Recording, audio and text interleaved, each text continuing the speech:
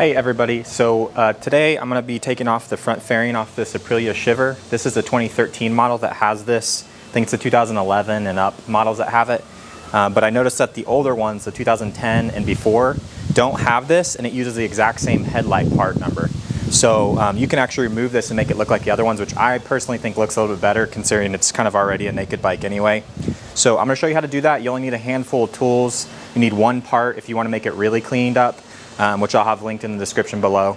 But yeah, I'm going to show you the before and after, what it looks like, and then just how to take it apart real quick. You're going to need an 8mm wrench, a 10mm socket, preferably one with a long extension on it just because it's easier to get to, and 2 Allen keys. It's a 4mm and 5mm. And then if you want to do the part that's going to make it look a little bit cleaner, which I'll show you a little bit more about that, you just want to get this part. This is the headlight bracket for the older models that will fit on that one. So you'll want this too, which I'll have this part number linked in the description below, but that's it. So you just need a handful of tools and this one part that doesn't cost very much, and then I'll show you the other stuff that you could do. Okay, so in order to do this, the first thing you want to do is remove these 2 Allen keys. These ones are both 4mm, so you want your 4mm Allen key, and then you'll want your 8mm wrench because there is a nut behind this one on the upper side. So I'm going to go ahead and remove these real quick.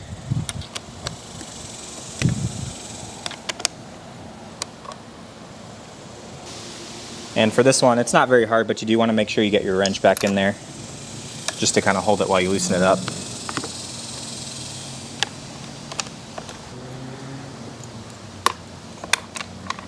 All right, and then you're going to do the exact same thing to the other side. Same 2 screws, same nut in the back.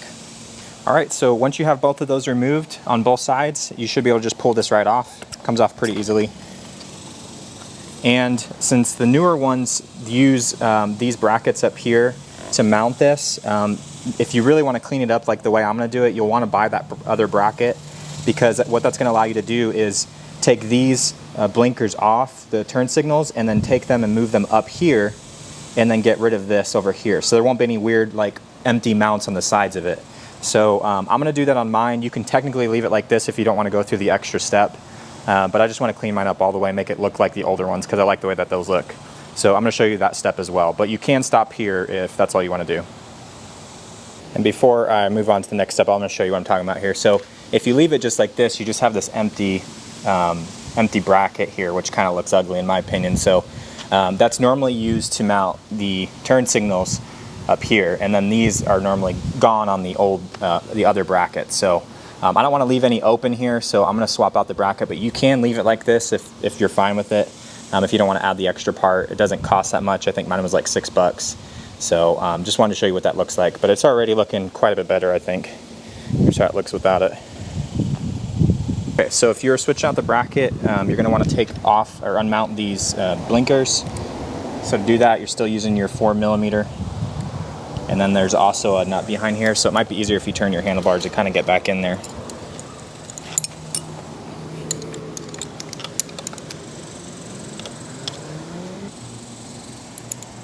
And then you're going to do the same thing to the other side. So just take off the other blinker as well, and you can just pull this off here. So we'll just leave it at that for now, and then we'll move on to the other side.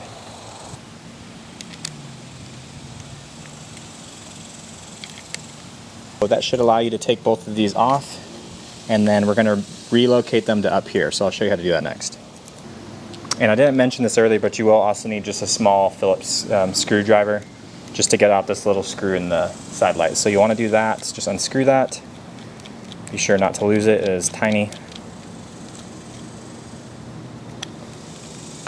And then pop off the glass. So I'm going to set that aside for now. And then you can usually just grab this. Sometimes you have to get like a flathead screwdriver in there.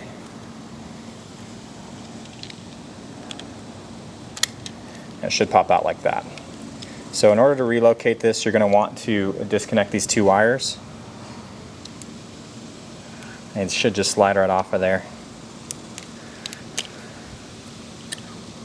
Just like that. And then just make sure that they're going through smoothly there, but you should be able to just pull these through.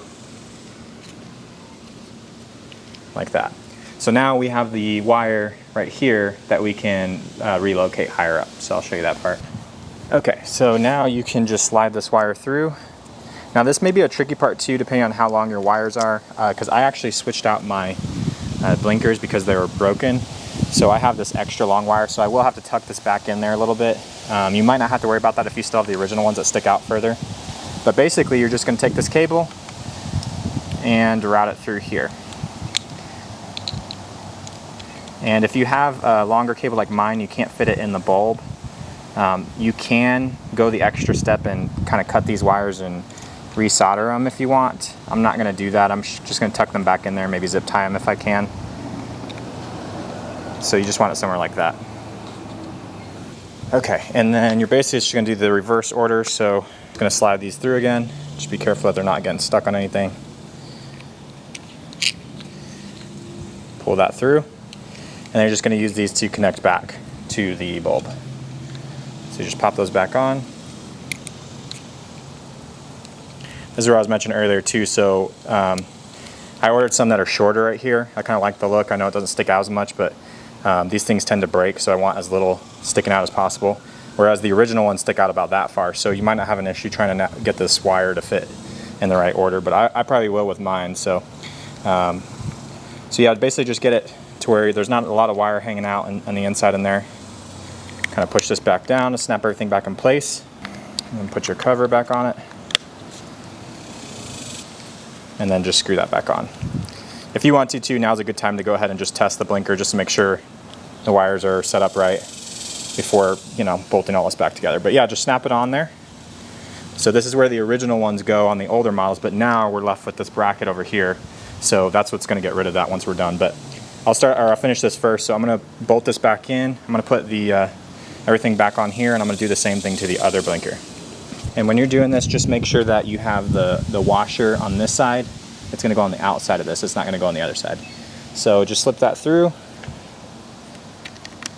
Get this to thread a little bit, hopefully without falling. And then just finish tightening it all back up.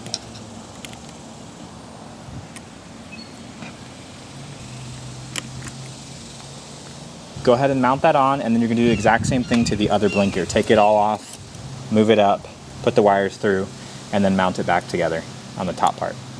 Okay, so if you're going to be switching out this bracket here, you're going to need to get your socket in here, your 10 millimeter socket in there, and then on the other side, you're just going to be doing the 5 millimeter Allen key. So I'm going to go ahead and do that now.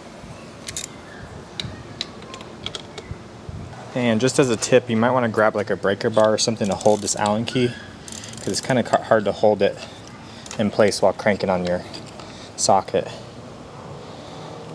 to loosen it up. Alright, and then you'll take out this nut, and then there's also a washer in there, so you want to be sure you get that too. It's kind of like a washer that fits in the whole piece. If it doesn't come out now, it's fine.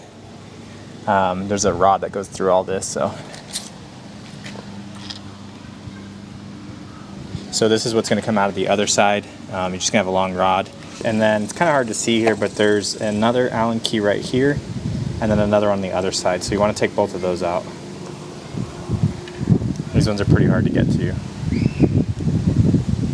You can kind of lift up the headlight a little bit and get to it a little bit easier. Alright, and then you should have ones like that. So there's going to be 2 of these in there. So I'm going to get out the other one as well.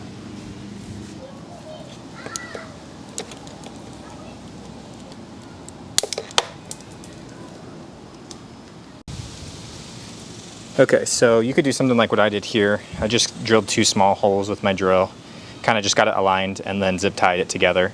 So nothing too crazy, but just something to hold that sensor in place. And then you'll just want to put that back up through here. And then you just want to make sure when you're putting this together that this line here is going to fit into here. So just kind of take some moving around a little bit to get it all together. So once you kind of get it all lined up, you're just going to be putting those bolts right back in here, the Allen keys going through there, and just don't forget to add in the washers as well.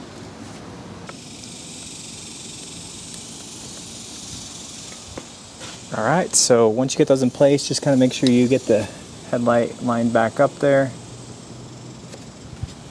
And then you're just going to do the this bolt here with the 2 washers and everything and put that back through. So go ahead and finish that next, and that's basically it. You're basically done after that. I'm gonna do some cleanup of some of the wires back here, and then wires for the signals, but this is just gonna be zip tying stuff up. So you can do that stuff if you want to as well. But yeah, so just put this through, and that's gonna be pretty much the last step. That's another benefit too to this bracket, is that this is much easier to get to if you need to change out your headlight bulbs or anything like that compared to the other one. All right, and then after that you are all done. So this is what it should look like. I think it looks much better without it. Kind of reminds me of like a Ducati Monster or something. So this is what it looks like from the sides.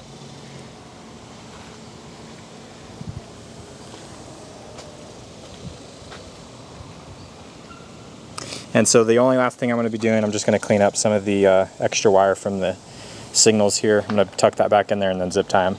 So just stuff like that. But other than that, it's all ready to go. All right, everybody, that's it for the video. I hope you liked the kind of tutorial on how to change the look of your Shiver if you have a newer one. I like it like this. I prefer it much more than having the big fairing on the front. I'm not sure how it'll do with the wind, but I don't usually go that fast. And it's pretty windy anyways, even with that cover. I don't think it does a whole lot, but I'll find out ultimately. But yeah, if you guys have any questions about it or want to comment or anything like that, leave one below. I'll try to respond to you. And thanks for watching, guys. See you on the next one.